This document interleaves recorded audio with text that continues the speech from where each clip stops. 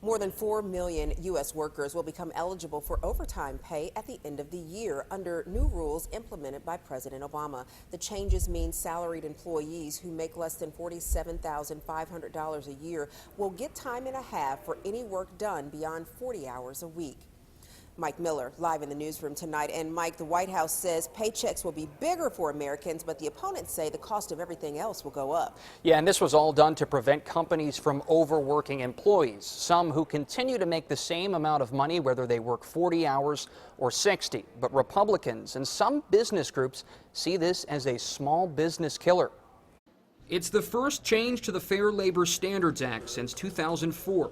Under the new rules, the annual salary threshold for overtime pay will be doubled from $23,660 to $47,476.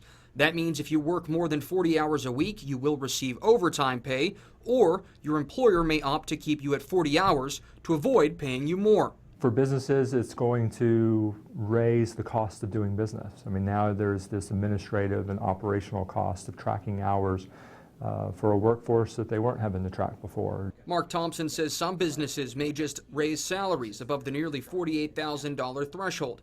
He says another option is to lower wage rates. Despite the uncertainty, he does see some good in the changes. There may be some workers where it provides a little more work-life balance and increased morale, and so in those cases, that could be a positive. But Congressman Rick Allen doesn't see any positives in this.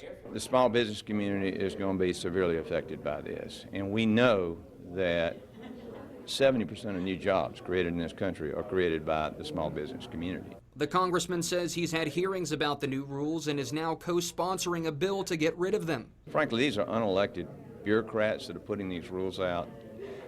You know, the laws are start in the United States Congress. So he puts the rule out and then we deal with it. Allen says he believes some states will now file lawsuits against the federal government.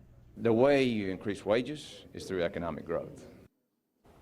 Now, locally, Augusta University has 705 employees who make less than $47,476 a year. Now, the school doesn't know how much these changes are going to cost them. If you'd like to know how you may be affected at your job, experts ask that you reach out to your employer for information. Brad. Mike, thank you. News Channel 6 is now